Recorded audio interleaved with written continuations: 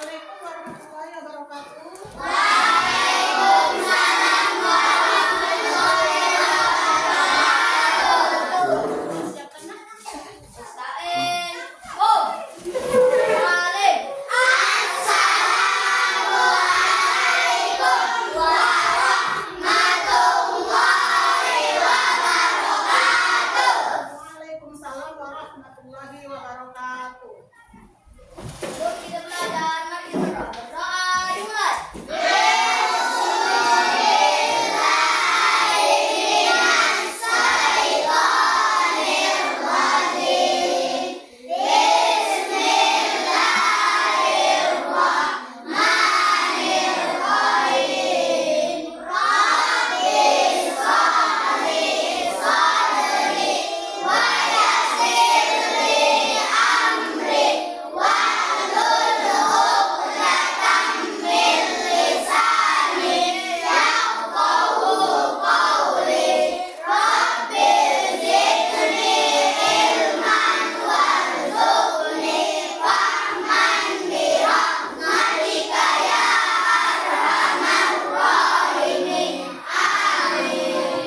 Ya, sebelum kita mulai tanya dulu, apa kabarnya sehat? Sehat, Bu.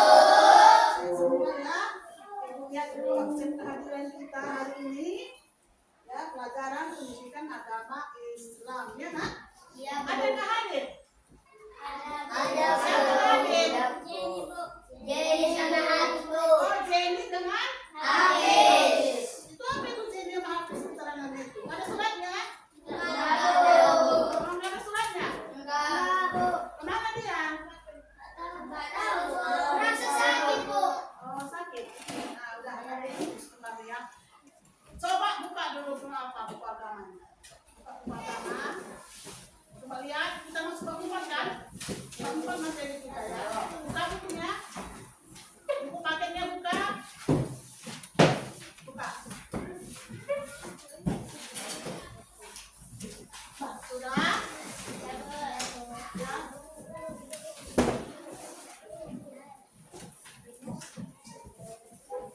Sudah? Berapa mana bukunya? Buka bukunya. Ambil bukunya. Ya, ambil. Sudah? Ya, Bu.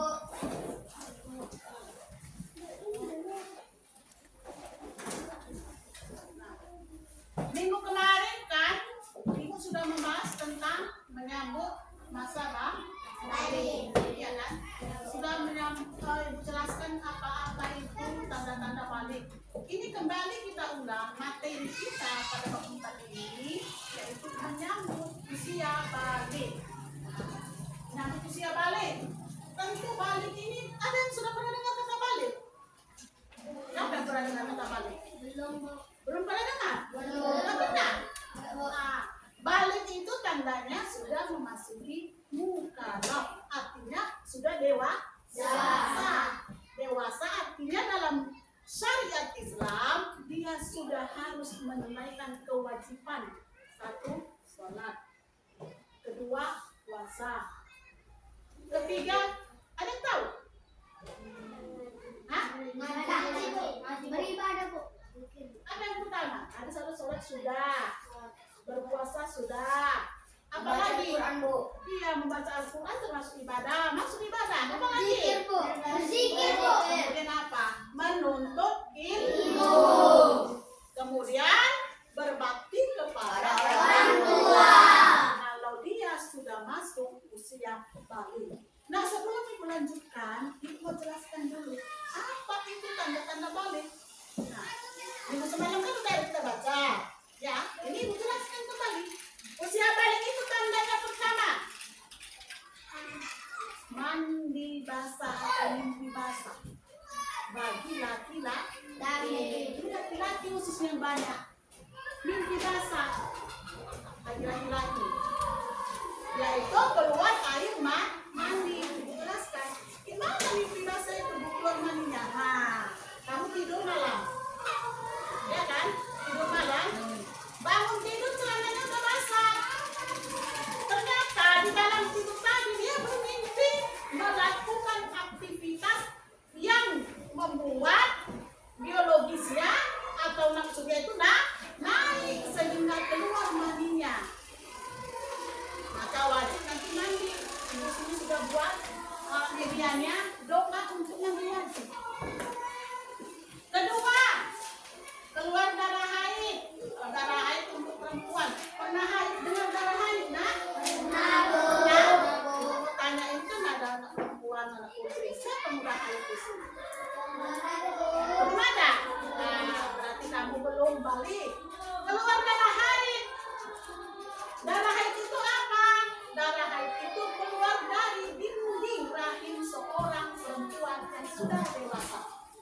Yaitu sel telur. Perempuan itu punya sel telur. Sel telurnya itu pecah. Sel telur itu pecah, tidak dibuahi, dia keluar dari dinding rahim, itulah darah haid yang terjadi selama kurang lebih 1 minggu. Keluarnya darah haid ini, nak, wajar, bukan penyakit. Nanti misalnya si Wulan, kan? Misalnya di si Wulan, orang sekolah, loh, selama saya kok lain, kok ada darahnya, saya sakit tidak, itu bukan penyakit, itu hal yang biasa, itu tandanya kamu sehat, nah. Rahimmu sehat sebagai perempuan. Keluar darah haid biasanya mau pada umur 10 tahun, 11 tahun, 12 tahun, 13, bahkan ada sampai 15 tahun dia baru keluar darah haidnya. Tidak bisa ditentukan dengan pasti kapan keluarnya darah haid. Tadi sapu apa? Basah. Keluar mandinya ya, nak. Yang kedua, haid. Kalau haid ini khusus perempuan. Yang ketiga, mencapai usia 15 tahun. Iya. Kalau umur kamu nanti 15 tahun, berarti kamu sudah balik. Nah, jadi sebelum masa ini datang sama kamu, sudah dipelajari di kelas 4 bagaimana tanda-tanda balik. Nanti apabila datang pada kamu tidak lagi terkejut, tidak lagi takut, tidak lagi was-was, ya kan? Karena sudah dipelajari di sekolah. Dan itu perlu dipelajari karena nanti kalau nggak dikasih tahu sama ibu, nggak diajari sama kamu haid, kamu sholat. Nah, itu tak boleh. Orang yang berhadas besar, termasuk tadi ya, minggu basah, kemudian yang haid, yang berusia 15 tahun, ini sudah masuk mukallaf, maka jatuhlah padanya kewajiban, seperti yang ibu katakan tadi, yang pertama kewajiban sholat. Sholat itu masalah akidah. Akidah itu apa? Keyakinan. Apa keyakinan kita sebagai umat Islam? Apa akidah kamu? Menyembah Allah Subhanahu wa ta'ala. Kemudian setelah akidah kita itu menyembah Allah, apa lagi? Puasa. Ibadah puasa. Ibadah haji bagi yang mampu. Kemudian apa lagi? Berzikir bisa, berzikir juga. Nah, kita dianjurkan untuk berzikir. Nah, kemudian menuntut ilmu wajib bagi setiap umat Islam. Utlubul ilma minal mahdi ilallah, dituntut ilmu dari buayan sampai berliang lama. Mulai dari lahir dari siapa? Dianjurkan menuntut ilmu. Ibu kita melahirkan kamu, sebelum lahir sudah dituntut ilmu. Seorang ibu yang hamil itu harus banyak baca Quran, berzikir, berbuat baik, ya, jauh dari ghibah, jauh dari gosip, agar anak yang dilahirkan itu menjadi anak yang soleh dan soleha. Itu merupakan bentuk ilmu pranata, pendidikan sebelum lahir. Setelah lahir dididik juga di dalam buayan, dilakukannya lagu-lagu agama, lagu qasidah. Dihidupkan murotal Al-Quran, mendidik bayi tadi agar yang masuk ke telinganya itu adalah semua ayat-ayat Al-Quran, sehingga nanti dia tumbuh semakin dewasa menjadi anak yang soleh. Kemudian masa usia sekolah seperti kamu, masuk TK, sekarang udah SD, menuntut ilmu wajib. Kalau tak menuntut ilmu, kita tidak tahu bedakan mana yang hak, mana yang batil, mana yang haram, mana yang wajib, mana yang sunnah, mana yang makruh, mana yang mubah, nggak tahu kan kamu semua. Jadi tidak boleh Nah, materi kita kembali tadi ya, apabila dia sudah mandi basah atau mimpi basah keluar mandinya ya nak, kemudian apabila dia haid, nah ini ada yang ditambahkan apabila ia nifas, ada lagi bila ia junub. Nah, tapi di sini materi yang akan ditekankan masalah haidnya dulu ya. Haid itu keluar darah haid. Apabila perempuan itu sudah keluar darah haidnya selama 1 minggu, apa yang tak boleh dilakukannya? Pertama, membaca sholat, kemudian membaca Al-Quran atau menyentuh Al-Quran, tawaf tak boleh, sholat tidak boleh, menyentuh atau membaca Al-Quran tidak boleh, tawaf tidak boleh, duduk atau berdiam diri di masjid juga tidak boleh, karena dikhawatirkan darah haid yang kotor itu menempel pada dinding masjid, karena dia adalah najis yang harus dibersihkan. Makanya perempuan haid tak boleh berdiam di masjid. Suka mandi wajib. Nah, iya, suka mandi wajib. Jadi setelah keluar darah haid tadi selama 1 minggu, habis masanya, dia kan datang, habis darah haidnya. Itu biasanya 1 minggu. 1 minggu habis, sudah dia kering. Bagaimana cara mengetahuinya, Bu? Dia sudah habis, biar tidak salah. Karena pada umumnya kan 1 minggu, ada yang sampai 10 hari, ada yang 8 hari. Bagaimana cara mengetahuinya bahwasanya haid itu sudah selesai, sudah habis? Ketika kamu mandi, ini perempuan khusus, ambil tisu, ambil kain yang bersih, itu harus digosokkan ke dalam bagian intim perempuan dan terlihat. Ada nggak lagi coklatnya dari sini? Kalau ada berarti belum boleh mandi wajib, belum boleh mandi haid. Besoknya mandi lagi, periksa kembali, karena sudah 7 hari ya kan?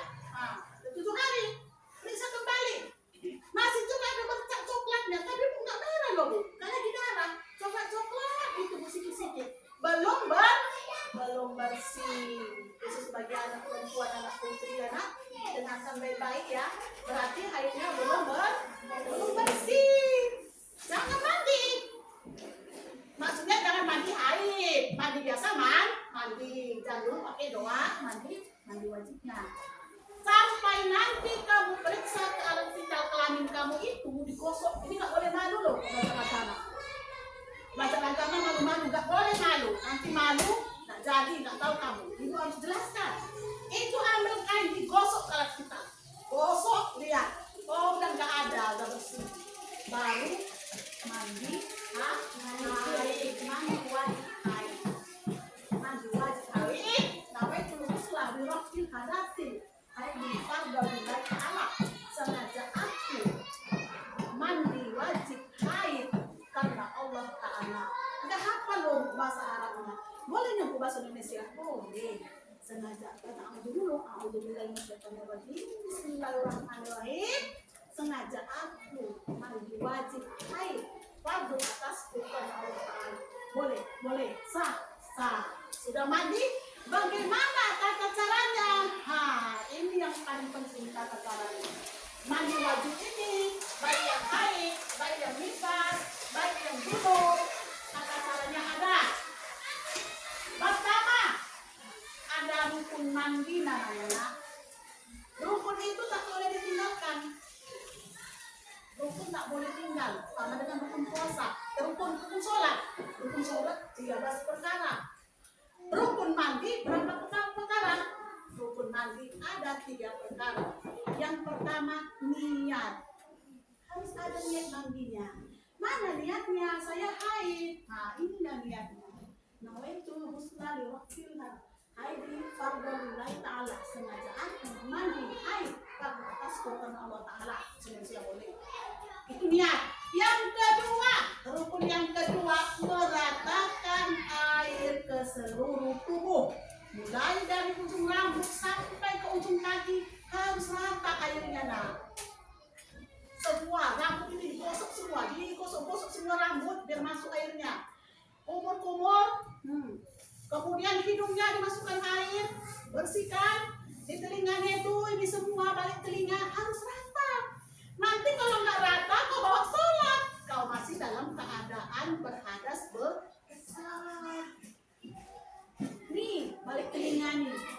balik telinga kanan, kiri, rambut semua digosok. Ketika buka, masukkan airnya. Ini semua sela-sela kaki semua, kuku-kuku semua. Harus air itu merata. Harus rata. Itu hukumnya. Yang ketiga, menggosok-gosok badan yang berhadas tadi. Apa yang tadi bilang? Bagian kelamin yang perempuan digosok nak bersih itu rukun, tak boleh ditinggalkan. Apabila rukun tadi yang pertama niat, kemudian meratakan air ke seluruh badan kamu, mulai ujung kaki, ujung rambut sampai ujung kaki, kemudian menggosok-gosok bagian badan yang kotor tadi yang berhadas, tak dilakukan satu, batal mandi wajibnya, batal hadas besarnya, berarti dia masih berhadas besar. Tak boleh baca Quran, tak boleh sholat, tak boleh tawaf, tak boleh berdiam diri di masjid. Nah, makanya dengarkan secara seksama. Harus rata semua airnya. Gosok bagian badan yang kotor, terutama alat kelamin yang haid tadi, perempuan dibersihkan. Demikian juga dengan laki-laki yang mimpi basah juga demikian. Rukunnya sama. Niat membasuh air dari ujung kaki ke ujung rambut sampai semua rata. Kemudian gosok bagian yang berhadas tadi. Apalagi lagi kelamin laki-laki kan ada. Alat kelamin kamu itu, nah, dibuka. Biasanya orang yang sudah balik itu sudah sunat langsung. Makanya dalam ajaran agama kita disuruh sunat rasul. Itu wajib. Mengapa? Kalau tak sunat rasul, ini bukan jorok. Harus dikasih tahu sama kamu. Itu kulit yang menutup alat vital kamu itu kotor. Kalau kamu berhadas itu nggak bisa kamu bersihkan. Makanya kulitnya itu yang berlebih dipotong oleh dokter atau mantri yang bersunat. Iya kan? Si potong bersih, jadi dia bersih. Nggak ada tinggal situ nak kuman, tidak ada tinggal bakterinya, tidak ada tinggal najis waktu kamu tadi berhadas besar. Itu semua digosok. Jadi serupa ya, yang haid, yang mimpi basah, mandi wajibnya sama-sama. Yang pertama nih, yang kedua meratakan air ke seluruh tubuh, mulai ujung rambut sampai ke ujung kaki semua. Dan yang ketiga, menggosok bagian badan yang berhadas tadi. Itu tata cara mandi wajibnya. Paham kan? Bisa diingat ya. Nah, jadi kalau nanti anak perempuan udah haid, kita nggak takut. Ada kalau nggak dipelajari dia nggak tahu. Tiba-tiba haid mau pingsan dia tahu. Ini darah apa? Jadi harus dipelajari. Oh, saya haid, saya rupanya sudah balik. Itu tadi yang kedua ya, mimpi basah, keluar haid. Yang ketiga, tanda-tanda balik berumur 15 tahun. Umurnya 15 tahun. Ada di sini yang 15 tahun umurnya nak? Nggak ada? Belum ada ya, paling masih 10, 11, 12 ya. Nah, berumur 15 tahun berarti sudah jatuhlah padanya usia balik. Usia balik berarti dia sudah dikategorikan mukallaf, yaitu orang yang dewasa yang diwajibkan kepadanya kewajiban beribadah, sholat itu tadi, puasa itu tadi, kemudian baca Quran, kemudian menuntut ilmu, kemudian berbakti kepada orang tua. Itulah ya tata cara mandi wajib. Ini ada ibu buat tambahannya mandi nifas. Apa mandi nifas itu? Darah nifas. Ibu yang melahirkan, ini dia melahirkan, misalnya pagi, ya kan? Dia melahirkan. Besok dia boleh mandi nifas. Apa niatnya bu? Ini niatnya. Nawaitu Islami Rabbi.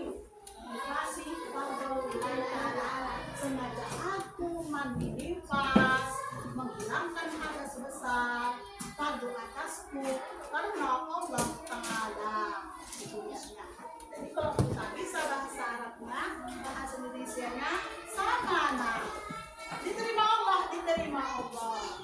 Makanya nanti ya ini harus dihafal.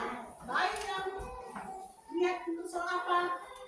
Mandi wajib haid, baik yang untuk mandi nifas. Yang ketiga ada ditambah yaitu mandi wajib setelah hubungan suami istri. Kamu masih 10 tahun, 11 tahun. Sekilas ibu beritahukan, hubungan suami istri itu halal. Halal di hadapan Allah karena sudah ada akad nikah, ijab dan kabul, boleh berhubungan. Itu selalu rohil akbar sambil nilai ta'ala sengaja aku mandi besar menghilangkan hadas besar karena Allah Ta'ala. Dan niatnya nanti ditekankan yang untuk kamu aman adalah mandi haid. Sama yang tadi mimpi basah yang laki-laki nanti mungkin kelas 6 nanti 13 tahun atau nanti kamu sanawiyah SMP umur 14 tahun 15 tahun sudah dapat balik, oh sudah hafal bunyinya. Nawaitu luhusul liroktil akbari fardhu lillahi ta'ala, sengaja aku mandi wajib menghilangkan hadas besar fardu atasku karena Allah Ta'ala. Itulah tadi kata caranya sudah tahu kan? Sudah tahu kan? Yang pertama niatnya, yang kedua meletakkan air ke seluruh tubuh, yang ketiga adalah menggosok bagian badan terutama alat kelamin yang berhadas besar tadi. Ya kan? Ya. Ada yang mau bertanya? Saya Bu. Ya, apa Ulan? Bu, haid itu apa? Oh, paham ya nak? Ya bagus. Haid itu apa Bu? Ya haid itu keluarnya darah dari alat kelamin perempuan yang sudah mencapai balik. Darah apa? Darah itu keluar dari dinding rahim perempuan yang tidak dibuahi. Itu nanti memang belum sampai sama jangkauan kamu ke sana. Kamu ini perempuan anak-anak ibu yang putri semuanya punya sel telur. Sama ibu juga perempuan ada sel telurnya. Sel telur perempuan yang sudah mencapai balik dia itu akan matang, masak. Nah dia tak dibuahi, dia kan belum menikah, tak dibuahi, dia pecah masak. 30 hari dia pecah masak, itu adalah haid tadi. Jadi darah itu adalah darah yang keluar dari dinding rahim wanita atau perempuan. Itu hal yang biasa, bukan penyakit, tandanya kamu sehat. Ada lagi mau tanya? Saya Bu. Apa itu nak? Bu, mimpi basah itu apa? Oh, kurang paham. Iya, mimpi basah. Ya laki-laki mimpi basah kan tidur malam, iya kan? Tidur malamnya, tiba-tiba bangun dong. Ini karena kok basah, tapi bukan air kencing. Ya, bukan air kencing kamu. Air kencing. Air apa itu ada kental-kental sedikit? Itu mandi yang berwarna. Kapan itu datang? Ketika seorang laki-laki itu sudah mencapai balik, maka datanglah itu mimpi. Itu adalah normal. Normal bukan penyakit.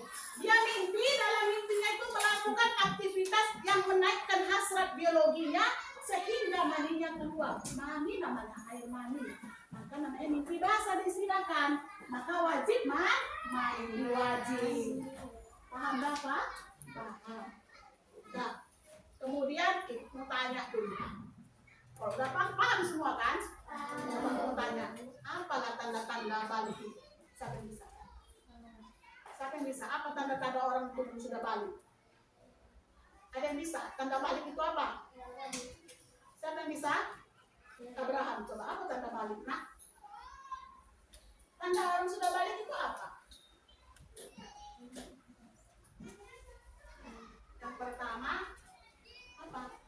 Mimpi Basah. Yang kedua Haid. mimpi habis. Yang ketiga Sampai umur 15 tahun. tahun. Bagus.